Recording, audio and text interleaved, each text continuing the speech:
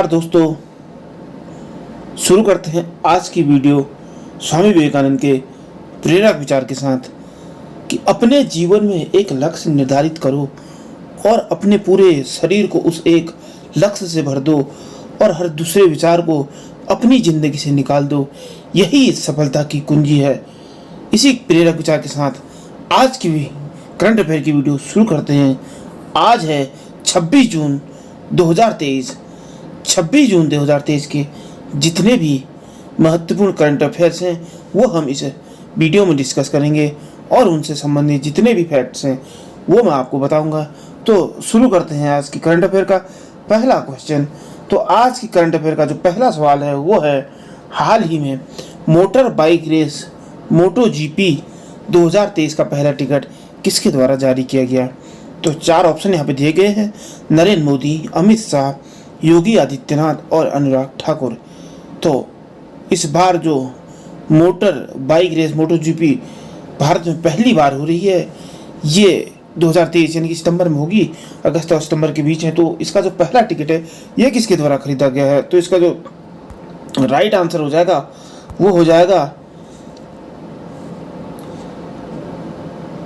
योगी आदित्यनाथ के द्वारा जो है मोटो जीपी 2023 का पहला टिकट जारी किया गया है। क्योंकि ये जो रेस है ये इसके बारे में थोड़ा सा हम देखेंगे। सबसे पहले देखते हैं यहाँ पे कि ये रेस हो कहाँ पर रही है। ये रेस बात करें दुनिया की सबसे तेज मोटर बाइक रेस मोटो जीपी 2023 की मेजबानी पहली बार भारत द्वारा की जाएगी। पहली बार मोटो ई रेस यूरोप के बाहर आयोजित की जाएगी। मोटो जीपी 2023 रेस का आयोजन उत्तर प्रदेश के ग्रेटर नोएडा के बुद्ध इंटरनेशनल सर्किट में किया जाएगा। ये है उत्तर प्रदेश के सीएम योगी आदित्यनाथ। इन्होंने ही अब पहली बार मोटो जीपी रेस का पहला टिकट जारी किया है। बात करें यहाँ पे उत्तर प्रदेश की, तो उत्तर प्रदेश की राजधानी है लखनऊ। उत्तर प्रदेश के सीएम है योगी आदित्यनाथ और उत्तर प्रदेश की जो गवर्नर हैं वो है आनंदीबेन पटेल। अगले करंट अफेयर की ओर बढ़ते हैं। उससे पहले अगर आपको ये वीडियो हेल्पफुल लगती है और आपको किसी भी कॉम्पिटिटिव एग्जाम के लिए ये वीडियो आपकी मदद करती है तो हमारे चैनल को लाइक करें, सब्सक्राइब करें और अधिक से अधिक इस वीडियो को शेयर कीजिएगा। देखते हैं अगला क्वेश्चन। हाल ही में गिफ्ट सिटी लिमिटेड के अध्यक्ष के रूप में किसे नियुक्त किया गया है। चार ऑप्शन यहाँ पे दिए गए हैं, हसमुख अधिया, अनुराग वर्मा, कैलाश चौधरी, रामजीवन शर्मा। तो इसका जो सही आंसर हो जाएगा वो हो जाएगा कि गिफ्ट सिटी लिमिटेड के अध्यक्ष जो हैं वो हैं हसमुख अधिया। ये है हसमुख अधिया, इन्हें ही अभी गिफ्ट सिटी लिमिटेड के अध्यक्ष के रूप में नियुक्त किया गया है।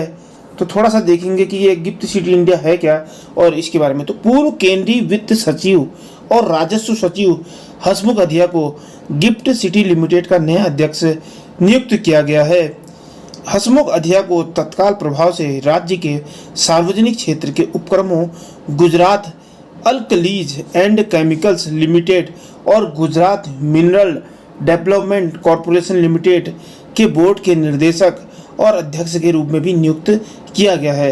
हसमुख अधिया 1981 बैच के IAS अधिकारी हैं और वर्तमान में गुजरात के मुख्यमंत्री भूपेंद्र पटेल के सलाहकार के रूप में कार्यरत हैं। तो इतना कुछ आपको इस क्वेश्चन से संबंधित जानकारी प्राप्त होती है, आप इस चीज़ को भी याद रखिएगा। अगला करंट अफेयर का क्वेश्चन है, हाल ही में इंद्रप्रस्थ गैस लिमिटेड IGL के नए प्रबंध निदेशक के रूप में किसे नियुक्त किया गया है। तो यहाँ पे ऑप्शन दिए गए हैं, संजय कुमार, चेतन कुमार, हरिहर शर्मा और कमल किशोर चाटीवाल। तो इंद्रप्रस्थ गैस लिमिटेड के जो अध्यक्ष के रूप में नियुक्त किया गया है, प्रबंध निदेशक के रूप में जिसे नियुक्त किया गया है वो है, आपके यहाँ पे ऑप्शन देखेंगे तो इसमें जो राइट आंसर हो जाएगा वो हो जाएगा कमल किशोर चाटीवाल। जी हाँ, कमल किशोर चाटीवाल को प्रबंध निदेशक के रूप में नियुक्त किया गया है। ये हैं कमल किशोर चाटीवाल। इन्हें ही अब आईजीएल के नए प्रबंध निदेशक के रूप में नियुक्त किया गया है। बढ़ते हैं, थोड़ा सा इसमें देख लेंगे कि कमल किशोर चाटीवाल के रूप में तो नियुक्त किया गया है, उन्होंने संजय कुमार का स्थान लिया है। इससे पहले कमल किशोर चाटीवाल जयपुर में गेल के कार्यकारी निदेशक और क्षेत्रीय विपणन प्रमुख के रूप में कार्यरत थे। कमल किशोर चाटीवाल ने 1990 से गेल के लिए काम किया है और कई महत्वपूर्ण परियोजनाओं के निष्पादन और कमीशनिंग में महत्वपूर्ण भूमिका निभाई है। इंद्रप्रस्थ गैस लिमिटेड की स्थापना 1908 में हुई है। इंद्रप्रस्थ गैस लिमिटेड का मुख्यालय नई दिल्ली में है। बढ़ते हैं अगले करंट अफेयर की ओर। अगला करंट अफेयर है, हाल ही में अमेरिकी कांग्रेस के संयुक्त सत्र को 2 बार संबोधित करने वाले पहले भारतीय प्रधानमंत्री कौन बने हैं? 4 ऑप्शन यहाँ पे दिए गए हैं, नरेंद्र मोदी, मनमोहन सिंह, अटल बिहारी वाजपेयी और HD देवेगौड़ा। तो इसका जो राइट आंसर हो जाएगा वो हो जाएगा अमेरिकी कांग्रेस के संयुक्त सत्र को 2 बार संबोधित करने वाले पहले भारतीय प्रधानमंत्री बने हैं। जी हाँ, नरेंद्र दामोदास मोदी ये 2 बार कांग्रेस के संयुक्त सत्र को संबोधित करने वाले पहले प्रधानमंत्री बने हैं। इजराइल के प्रधानमंत्री बेंजामिन नेतन्याहू के बाद वह ऐसा करने वाले दूसरे अंतर्राष्ट्रीय नेता हैं। इससे पहले प्रधानमंत्री नरेंद्र मोदी ने वर्ष 2016 में अमेरिकी कांग्रेस के संयुक्त सत्र को संबोधित किया था। अगले करंट अफेयर की ओर बढ़ेंगे। हाल ही में किस राज्य की पुलिस द्वारा चेन्नई शहर में रात में अकेले यात्रा करने वाली महिलाओं के लिए एक नई योजना पेंगल पाठू कापटू थिट्टम शुरू की गई है? ऑप्शन दिए गए हैं, कर्नाटक, मध्य प्रदेश, तमिलनाडु और राजस्थान। तो कौन से स्टेट के द्वारा एक योजना चलाई जा रही है, पेंगल पाठू कापटू थिट्टम? तो इसका जो राइट आंसर हो जाएगा वो हो जाएगा तमिलनाडु गवर्नमेंट के द्वारा यह योजना चलाई जा रही है, पेंगल पाठू कापटू थिट्टम। अब मैप में देखेंगे तमिलनाडु को, ये है मैप में तमिलनाडु। तमिलनाडु की जो कैपिटल है वो चेन्नई है। तमिलनाडु के जो सीएम हैं वो हैं MK स्टालिन। तमिलनाडु के जो गवर्नर हैं वो हैं RN रवि। तो यहाँ पे एक शब्द आया है पेंगल पाठू कापटू थिट्टम। ये क्या है, इसके बारे में थोड़ा सा डिटेल में देखेंगे। तमिलनाडु राज्य की पुलिस द्वारा चेन्नई शहर में रात में अकेले यात्रा करने वाली महिलाओं के लिए एक नई योजना पेंगल पाठू कापटू थिट्टम महिला सुरक्षा योजना शुरू की गई है। इस योजना के तहत चेन्नई शहर की महिलाएं जो रात 10 बजे से सुबह 7 बजे के बीच काम से लौटती हैं, अपने निवास तक सुरक्षित पहुंचने के लिए पुलिस गश्ती वाहन का उपयोग कर सकती हैं। तो इतना सब कुछ आपको इस क्वेश्चन से संबंधित जानकारी प्राप्त होती है, तो आप इसको भी याद रखेंगे। अगले करंट अफेयर की ओर बढ़ते हैं। अगला करंट अफेयर है, हाल ही में किस राज्य सरकार ने दूध प्रसंस्करण इकाई स्थापित करने के लिए NDDB के साथ साझेदारी की है?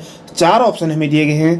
पहला है उड़ीसा, दूसरा है हिमाचल प्रदेश, तीसरा है पश्चिम बंगाल, चौथा है उत्तर प्रदेश। तो किस राज्य सरकार ने दूध प्रसंस्करण इकाई स्थापित करने के लिए NDDB के साथ साझेदारी की है? तो इसका जो राइट आंसर हो जाएगा वो हो जाएगा आपका हिमाचल प्रदेश सरकार ने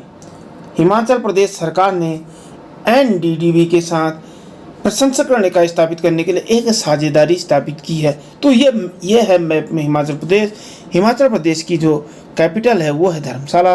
हिमाचल प्रदेश के जो CM हैं वो हैं सुखविंदर सिंह सुक्खू।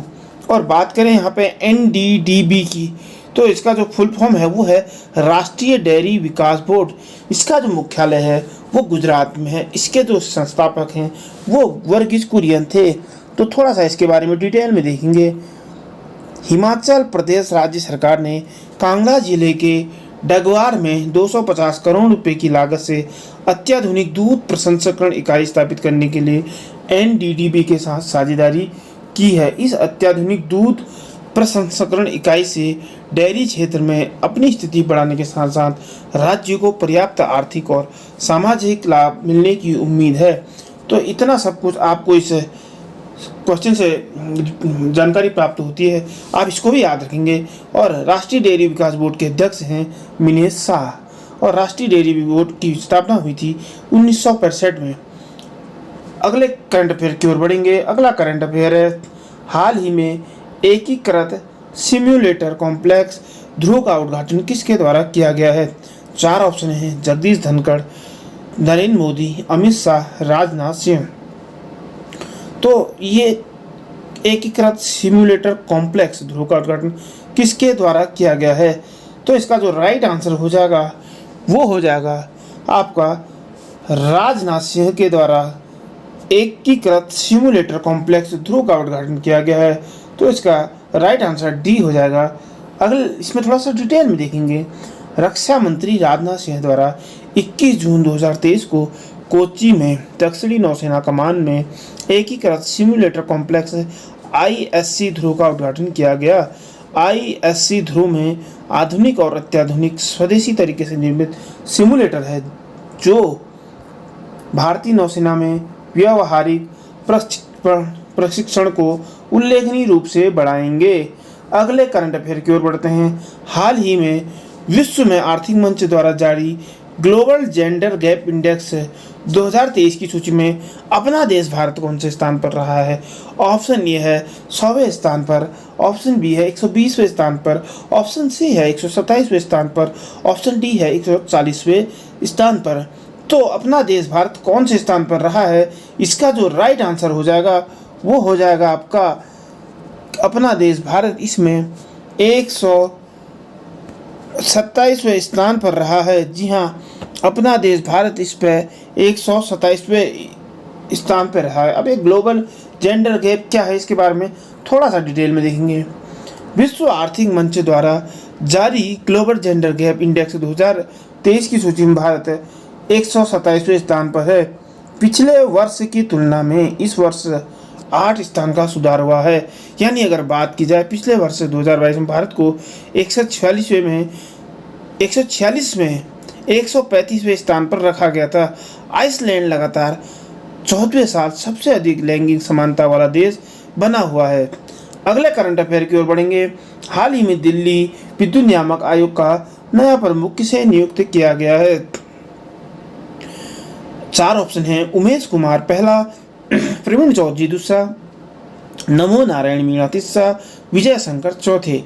तो 4 ऑप्शन हैं और उसमें से आपको बताना है कि दिल्ली विद्युत नियामक आयोग का जो नया प्रमुख है वो किसे नियुक्त किया गया है। तो इसका जो राइट आंसर हो जाएगा वो हो जाएगा आपका उमेश कुमार को दिल्ली विद्युत नियामक आयोग का नया प्रमुख नियुक्त किया गया है। तो थोड़ा सा इस क्वेश्चन को डिटेल में देखेंगे कि राष्ट्रपति द्रौपदी मुर्मू ने इलाहाबाद उच्च न्यायालय के पूर्व न्यायाधीश उमेश कुमार को दिल्ली विद्युत नियामक आयोग का नया अध्यक्ष नियुक्त किया है। ये हैं उमेश कुमार, इन्हीं को दिल्ली विद्युत नियामक आयोग का नया अध्यक्ष नियुक्त किया गया है। यह नियुक्ति न्यायमूर्ति सेवानिवृत्त राजीव कुमार श्रीवास्तव के बाद हुई है, जिन्हें GNCTD ने DERC अध्यक्ष के रूप में नियुक्ति के लिए प्रस्तावित किया था। उन्होंने अध्यक्ष के रूप में नियुक्त होने में असमर्थता व्यक्त की थी। इतना सब कुछ आपको इस क्वेश्चन से जानकारी मिलती है, तो आप इसको भी याद रखेंगे। पढ़ते हैं अगले करंट अफेयर की ओर। 10 मई 2022 की तुलना में मई 2023 में किस क्षेत्र ने व्यापारिक निर्यात में सबसे अधिक वृद्धि दिखाई है? तो 4 ऑप्शन हैं, इलेक्ट्रॉनिक सामान, मसाले, तेल, भोजन और ऑप्शन डी लौह अयस्क। तो मई 2022 की तुलना में मई 2023 में किस क्षेत्र ने व्यापारिक निर्यात में जो सबसे अधिक वृद्धि दिखाई है? तो उसका जो राइट आंसर हो जाएगा वो हो जाएगा आपका इलेक्ट्रॉनिक सामान, यानी कि ऑप्शन ए इसका राइट हो जाएगा। इलेक्ट्रॉनिक सामान में सबसे अधिक वृद्धि दिखाई गई है। प्रदान की गई जानकारी में कहा गया है कि मई 2023 में इलेक्ट्रॉनिक सामान के निर्यात में 2022 के इसी महीने की तुलना में 73.96% की वृद्धि हुई है, जो कि दिए गए विकल्पों में सबसे अधिक वृद्धि दर है। अगला देखेंगे, अगला करंट अफेयर है वित्तीय वर्ष 2023-24 के लिए भारत के लिए फिंच का संशोधित जीडीपी पूर्वानुमान क्या है। Option A 6.0%, option B 6.1%, option C 6.2%, option D 6.3%।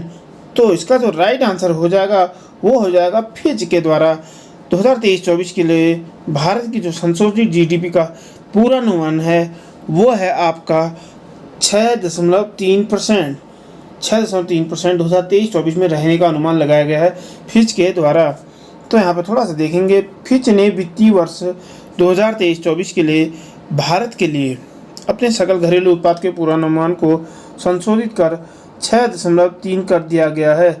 तो फिच रेटिंग, यहाँ पे एक शब्द आ रहा है फिच।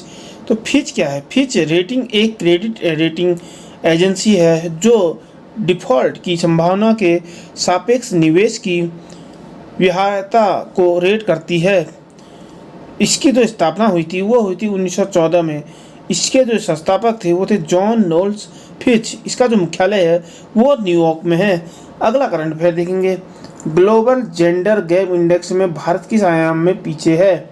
4 ऑप्शन है, आर्थिक भागीदारी और अवसर, शैक्षिक प्राप्ति, स्वास्थ्य और उत्तरजीविता, राजनीतिक सशक्तिकरण। तो इसके जो राइट आंसर हो जाएगा ग्लोबल जेंडर गैप इंडेक्स में भारत किस आयाम से पीछे है, तो उसका जो राइट आंसर हो जाएगा वो हो जाएगा ऑप्शन ए, आर्थिक भागीदारी और अवसर। इससे भारत जो है पीछे है। तो थोड़ा सा इसके बारे में देखेंगे डिटेल में।